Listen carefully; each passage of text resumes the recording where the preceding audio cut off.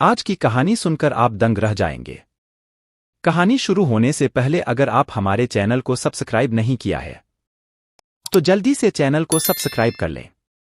कहानी है पड़ोसी मुल्क पाकिस्तान की। दरअसल 16 जनवरी 2024 की शाम ईरान ने अपने सीमा से लगभग 500 किलोमीटर दूर एक बलूचिस्तान एक जगह लगती है पाकिस्तान में, उसे पांचबुरी इलाका है, वहां पर एयर स्ट्राइक कर दिया। और एक एयर स्ट्राइक करने के बाद जैसे ही एयर स्ट्राइक होता है तो दो प्रमुख ठिकाने बनाएंगे, और वह दो प्रमुख ठिकाने थे जैसल एडल। यह एक ऐसा आतंकवादी संगठन है जिसका निर्माण साल 2012 में हुआ था। ऐसा ईरान कहता है कि यह जो संगठन है जैसलमेर, यह ईरान में जाता है। ईरान में जाने के बाद इसके लोग जाते हैं और वे गुनाहों को बेवजह जाकर मारना शुरू कर देते हैं। किसी न किसी रूप में उन पर गोलियां चलाते हैं, उन्हें नुकसान पहुंचाते हैं, और यह लंबे समय से ऐसे ही चल रहा है।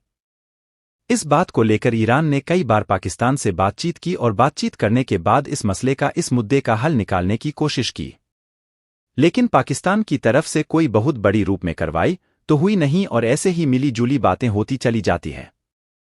लंबे समय से जब ऐसी चल रहा है, लोगों को नुकसान पहुंच रहा है, ईरान को नुकसान पहुंच रहा है, ईरान बार बार इस बात को कह रहा है, तो मौका पाते ही 16 जनवरी 2024 को उसने एयर स्ट्राइक करके और इस आतंकवादी संगठन के दो प्रमुख ठिकानों पर जैसे ही बमबारी की है तो वहां की जितने भी वह आतंकवादी टाइप के लोग थे वह मारे जाते हैं, ऐसा ईरान दावा कर रहा है। ईरान की इस इलाके के अगर हम बात करें जहां पर उन्होंने पाकिस्तान में जाकर हमला किया है, तो पाकिस्तान का यह बलूचिस्तान एक एरिया है और एक ऐसा बड़ा इलाका है जहां आबादी तो बहुत कम है, लेकिन इलाका काफी बड़ा है, आबादी बहुत कम है, और ऐसा बताया जाता है कि यहां पर सिर्फ कई आतंकवादी संगठन पल रहे हैं और जो किसी न किसी रूप में ईरान को नुकसान पहुंचाते ही रहते हैं। ऐसा दावा किया जाता है जैसे ही यह हमला हुआ, हमला होने के बाद अब चारों तरफ ईरान की निंदा भी होने लगती है। कई देश निकलकर सामने भी आने लगते हैं, खासकर भारत में तो यह तक कह दिया कि अगर राष्ट्रीय जिम्मेदारी बनती है कि वह अपनी राष्ट्र की सुरक्षा करें, और इसके लिए सामने अगर आतंकवादी है तो उसकी लड़ाई लड़ना चाहिए। खुलकर यह बात भी बोली, ऐसा लगा जैसे कि भारत ईरान के समर्थन में पक्ष में है। और पूरी दुनिया में जब इस बात को लेकर मुद्दा छोड़ने लगा तो बातचीत चली रहे थे, और ईरान को लेकर के देशों ने निंदा करना भी शुरू कर दिया। इसमें यह आरोप लगाया गया पाकिस्तान के तरफ से कि ईरान ने जब हमला किया था तो उन्होंने तो हमारे दो बच्चों की हत्या कर दी है, जो ऐसा नहीं करना चाहिए था। जबकि ईरान यह साफ साफ कहता है कि हमने किसी बच्चे की हत्या नहीं की, बल्कि हमने जायसावलवार का नष्ट कर दिया है, उसको खत्म कर दिया है, पूरी तरह से मिटा दिया है।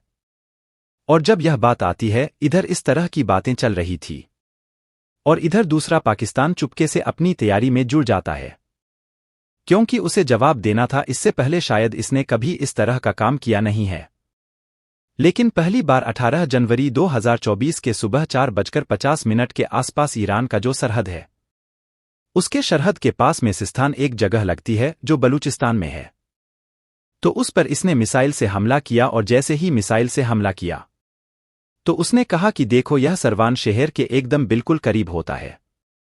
ऐसा कहना कि हमने ईद के जवाब पत्थर से दिया है। इसकी प्रेस कॉन्फ्रेंस की जाती है, जो पाकिस्तान के विदेश मंत्री होते हैं यह बताते हैं कि हमने ऐसा क्यों किया है। उनका यह कहना है कि यह बलूचिस्तान लिबरेशन आर्मी और बलूचिस्तान फ्रंट, यह ऐसे दो आतंकवादी संगठन हैं जो ईरान के लिए काम करते हैं, और वह ईरान के आतंकवादी पाकिस्तान के अंदर आते हैं, अवाम को मारते हैं, लोगों को मारते हैं, नुकसान पहुंचाते हैं, और इसी तरह से जो आतंकवाद यह बढ़ावा दिया जा रहा था। हमने पहले भी कई बार कहा ईरान से कि इस जो संगठन है आपकी बलूचिस्तान में लिबरेशन पार्टी और बलूचिस्तान फ्रंट, इनको बंद कर दीजिए, यह सही नहीं है, ऐसा तुम्हें नहीं करना चाहिए। जब ऐसी इस तरीके की बातें कही गई पाकिस्तानी तरफ से, लेकिन ईरान ने इस मामले को गंभीरता से नहीं लिया और उसने भी ईंट का जवाब पत्थर से दिया। उसका ही कहना है कि पाकिस्तान सिक्योरिटी फोर्स के खिलाफ यह हमेशा ही संगठन एक्टिव रहते हैं और ईरान इस पर कुछ भी नहीं कर रहा है। जब यह बात आती है सोशल मीडिया में खबर बहुत तेजी के साथ वायरल होने लगती है। अब हर कोई यह जानने की कोशिश कर रहा था कि आखिरकार पाकिस्तान ने हमला क्यों किया, ईरान ने हमला क्यों किया, जबकि यह पहली बार ऐसा हुआ है कि ईरान ने बिना बताए हमला कर दिया और पाकिस्तान ने भी बिना बताए हमला कर दिया है, जबकि दोनों अपने एक दूसरे को भाई बताते हैं, कहते हैं कि हम दोनों भाई हैं, और जब जब भी आतंकवाद पर बातचीत होते हैं तो मिलकर यह युद्ध भी करते हैं, एयर स्ट्राइक करते हैं। पहली बार एयर स्ट्राइक नहीं हुआ, इससे पहले भी एयर स्ट्राइक होते रहे हैं, लेकिन दोनों ने मिलकर सहमति के बाद ही हेयर स्टाइल की है।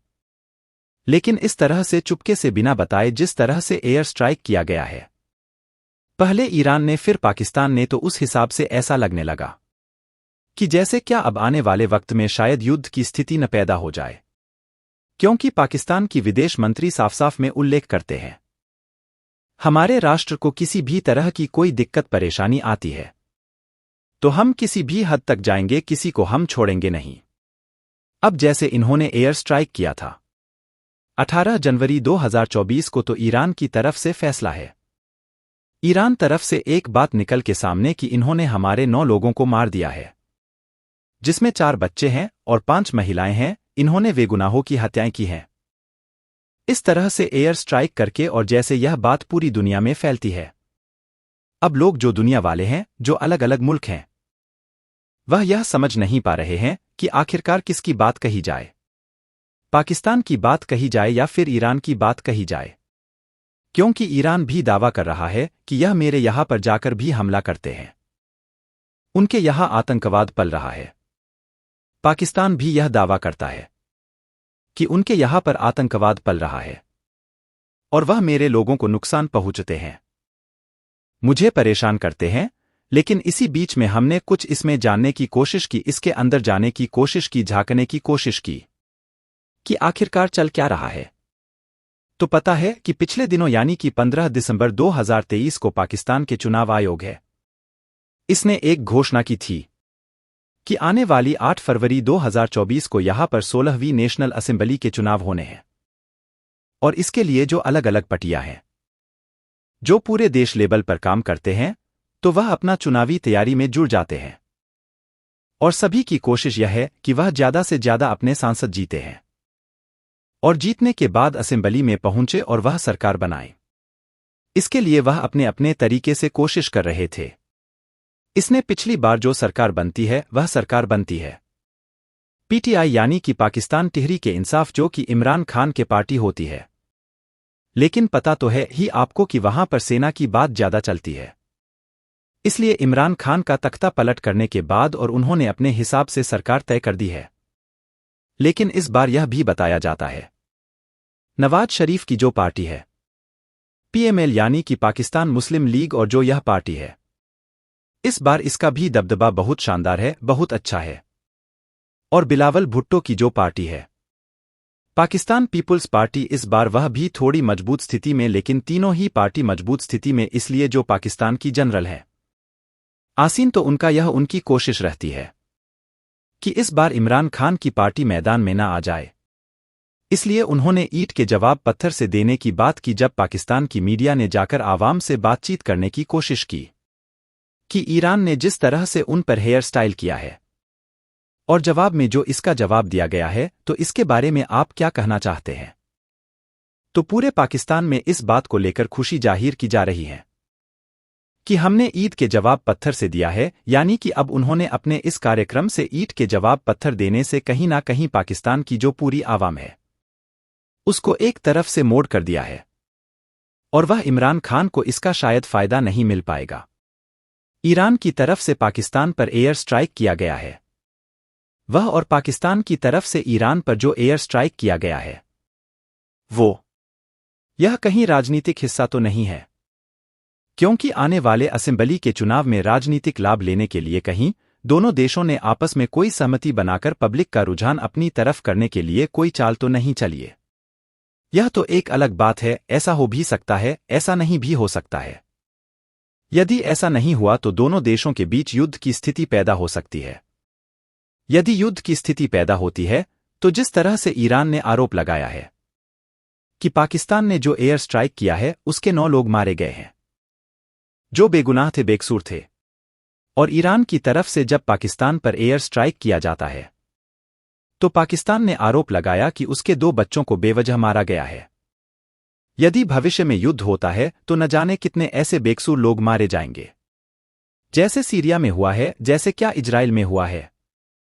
इस तरह के अलग अलग मुल्कों में जब भी युद्ध होता है तो कई बार आम लोगों को इसका खमियाजा भुगतना पड़ता है। अभी राजनीति के तहत है या फिर कोई व्यक्तिगत मामले हैं या आतंकवादी मुख्य समस्या है, जो भी भविष्य के गर्भ में छिपा है, उसकी स्थिति भी साफ हो जाएगी। लेकिन ऐसे में जो सरकार बनती है तो उनका कोशिश यह रहती है कि पड़ोसी मुल्कों से अच्छे संबंध होने चाहिए, ताकि आदान प्रदान रहेगा, पैसे का आवागमन रहेगा, तो देश तरक्की करेंगे। हम भी यही दुआ करते हैं कि सरकार कोई भी बने लेकिन आपस में संबंध अच्छे ही होने चाहिए। दोस्तों, इस वीडियो के माध्यम से किसी को डरना धमकाना नहीं है, बल्कि आपको जागरूक करना है। अगर आपको वीडियो पसंद आई हो तो लाइक शेयर करें। साथ ही जुल्म की दुनिया चैनल को सब्सक्राइब नहीं किए हैं तो जल्दी से चैनल को सब्सक्राइब कर लें, क्योंकि मैं रोज रात 8 बजे एक नई सच्ची कहानी लेकर आते हैं। कहानी सुनने के लिए धन्यवाद।